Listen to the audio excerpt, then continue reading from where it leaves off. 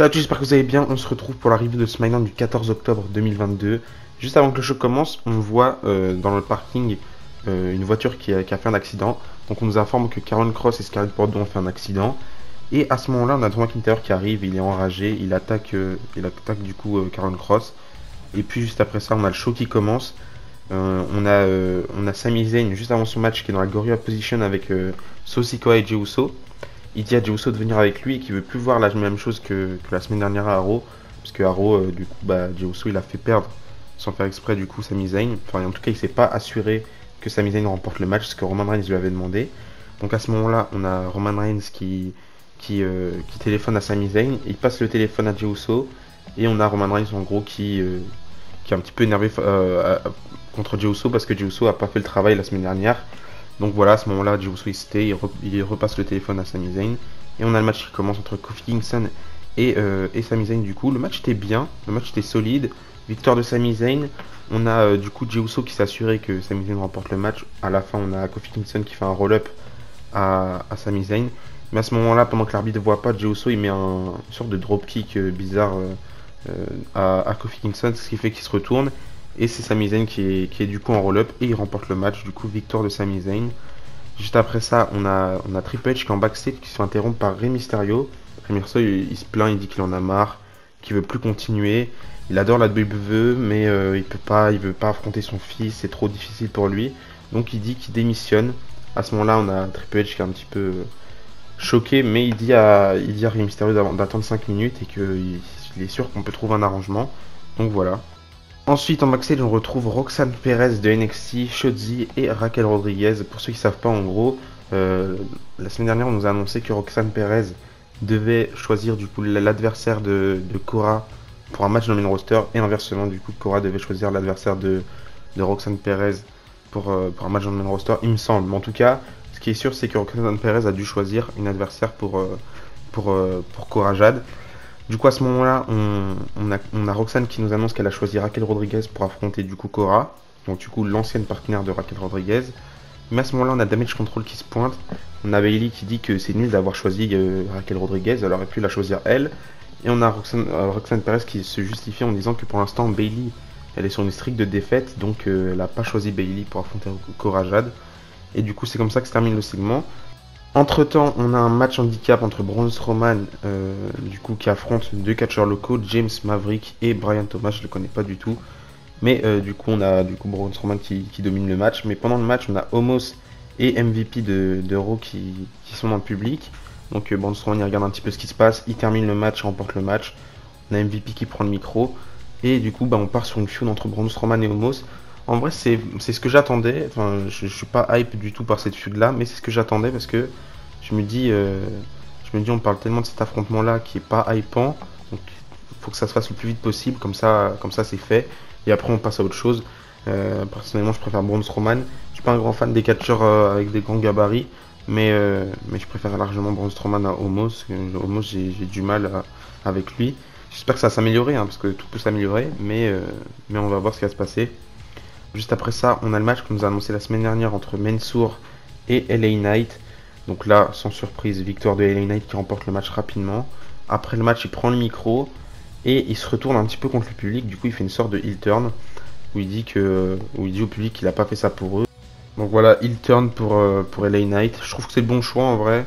On a beaucoup de face du côté de SmackDown, donc LA Knight en heel, ça peut fonctionner. Mais pareil, là, je suis pas un grand fan de LA Knight. C'est un petit peu le genre de catcheur comme Elias, ils ont des grands personnages, le Miz et tout ça. Mais dans le ring, c'est pas fou, mais ça va encore. Les LA Knight, ils s'en sortent un petit peu. Mais ouais, je suis pas un grand fan de ce genre de catcheur là. Juste après ça, on a un 6-man tag team match du coup, Damage Control, Bayley, Io Sky et Dakota Kai qui ont affronté du coup Shotzi, Raquel Rodriguez et Roxanne Perez. Et en vrai, j'ai bien aimé le match parce que ils ont mis beaucoup en avant Roxanne Perez. Et j'ai capté directement l'intention que la WWE avait avec ce match-là, de mettre en avant une catcheuse de NXT. Une bonne séquence en plus avec Io Sky, qui aurait dû fonctionner, je trouve, mais malheureusement, je pense que le public n'était pas assez dedans et c'est assez dommage. Mais j'ai capté l'intention et c'est le principal. Victoire de Damage Control, Bayley qui fait le tomber sur Roxanne Perez. Juste après ça, on a un match, mais on a Hitro qui font leur entrée. On a ensuite Legado del Fantasma qui font leur entrée. Mais là, contrairement à la semaine dernière, c'est du coup Hitro qui attaque Joaquin Wilde et Cruz del Toro.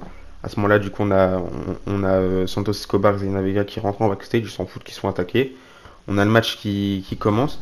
Match très très court, c'est assez dommage. Mais je pense qu'ils réservent ce match-là pour plus tard. Mais en vrai, c'est bizarre de lancer une feud entre Legado del Fantasma qui sont trois garçons face à Hitro qui sont trois, mais deux garçons, une fille. Du coup, j'imagine que malheureusement, ils vont essayer de trouver un leader, un partenaire pour Hitro si jamais il veut faire un 3 contre 3. Et enfin, je sais pas où tout ça va mener, mais c'est intéressant à suivre. Pendant le match, on a Santos Escobar et Zelina Vega qui sont intervenus. Du coup, ce qui a fait qu'il restait plus que Top Dollar dans le match. Et à ce moment-là, du coup, on a Joaquin Wilde et Cruz del Toro qui ont fini le match. Du coup, victoire de Legado del Fantasma. De retour en backstage, on a Sonya Deville qui fait que critiquer Liv Morgan jusqu'au moment où Liv Morgan débarque. Elle attaque Sonya Deville. Elle la pose sur je sais plus trop quoi, mais Liv Morgan elle monte au-dessus du set de backstage de SmackDown. Elle fait son senton là comme juste avant Extreme Rules, j'allais dire sur leur série, je suis un ouf, comme avant Extreme Rules. Et à ce moment-là, si on regarde bien sur une caisse derrière, on voit le logo de Wyatt Six, là, c'est l'espèce de petite bestiole. Du coup, ouais, en vrai, ça a l'air assez obvious. Je pense que Liv Morgan va rejoindre la faction qui est prévue pour Bray Wyatt. Je suis pas trop fan de l'idée en vrai personnellement, mais j'attends juste de voir parce que tant qu'on n'a pas vu, on peut pas vraiment savoir ce que ça peut donner. Donc voilà.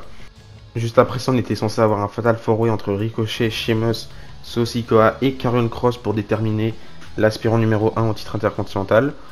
Mais comme Karrion Kross s'est fait attaquer plus tôt dans la soirée, on a un remplaçant, on nous annonce qu'il y a un remplaçant. Et là, c'est Rey Mysterio qui fait son entrée.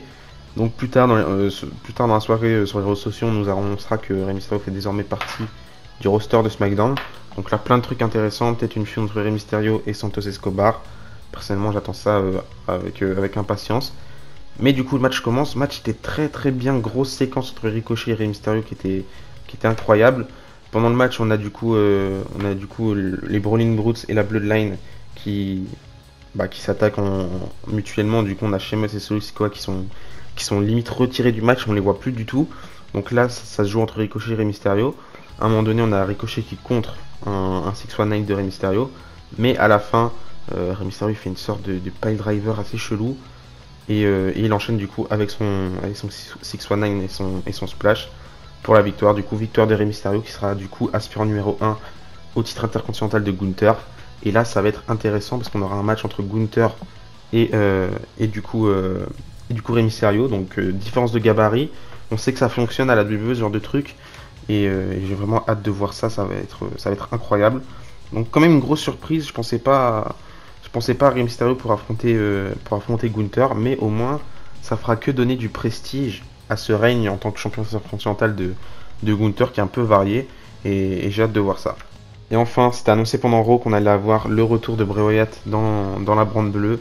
Du coup, on a les lumières qui s'éteignent, on a la nouvelle musique de Bray Wyatt. J'imagine que c'est son nouveau theme song qui se lance. On voit encore une fois la maison de Shrek, comme je dis d'habitude. La porte s'ouvre, il fait son entrée avec la lanterne, il arrive dans le ring et là il nous fait un speech assez émouvant. Il commence par dire que on voit une nouvelle facette de Bray Wyatt, une facette de Bray Wyatt qu'on a jamais vue et que c'est son vrai lui qui va parler. Et on le voit bien parce que déjà à sa tenue il n'est pas en Bray Wyatt de d'habitude. Donc c'est assez étonnant mais très très touchant, c'est très émouvant. Il limite les larmes aux yeux quand il nous fait cette petite promo. Donc il nous dit que durant ces dernières années, il a perdu beaucoup de choses dans sa vie, en commençant par sa carrière, qu'il a perdu aussi confiance en lui, qu'il a perdu deux personnes qui lui étaient très très proches. Il pensait que sa carrière n'avait aucun sens et que tout le monde s'en foutait de ce qu'il faisait, et que quand il a été de retour à la réalité, quand il s'est fait du coup virer, eh ben, il s'est rendu compte que les gens lui disaient merci Bray Wyatt, t'as sauvé ma vie, c'est quand que tu reviens à la maison. Et du coup à ce moment-là, ben, il a réalisé qu'il avait tort. Il nous dit à nous les fans qu'on lui a sauvé la vie. Et à un moment donné, pendant qu'il parle, on a les lumières qui s'éteignent alors que les lumières sont déjà éteintes. Logique. Et on a dans l'écran le masque de Bray Wyatt qu'on a vu du coup à Extreme Rules. Et on a du coup une voix de quelqu'un qui dit à Bray Wyatt que sa vie est finie et qu'il sait pas à qui il a affaire, mais qu'il va le savoir bientôt. Et du coup, à ce moment-là, l'épisode de SmackDown se coupe. C'est assez intriguant parce qu'on a limite Bray Wyatt qui interagit avec Bray Wyatt, c'est assez bizarre. Il y en a qui disent qu'on pourrait avoir la première feud de Bray Wyatt, en gros une storyline entre Bray Wyatt et ses anciens personnages. Ce sera assez spécial. Et du coup, c'est à ce moment-là que rentrera en jeu toutes les rumeurs de personnages qui feront partie du clan de Bray Wyatt, du coup Dallas, Liv Morgan, enfin bref, toutes les personnes qu'on a pu lire. Donc c'est assez intriguant, je sais pas vers où on va avec toute cette histoire de Bray Wyatt, mais la seule chose que je sais c'est que Bray Wyatt c'est un génie, même pendant qu'il fait un discours émouvant, il continue à penser à son histoire, il continue à faire avancer ça. Moi je pensais qu'on allait se terminer juste sur un speech émouvant et juste bon retour à Bray Wyatt. Mais finalement non, donc on avance dans tout ça, j'ai hâte de voir la suite, c'est le genre de truc que je veux voir personnellement à la WWE, et donc voilà, j'ai hâte de voir, j'ai hâte de découvrir ce que Bray Wyatt a préparé. Donc voilà, donnez-moi votre avis dans les commentaires par rapport à tout ça et par rapport à tout cet épisode de SmackDown en général. Et d'ici là, je vous dis à la prochaine et n'oubliez pas, tant qu'il y a du catch et espoir. Bisous bisous.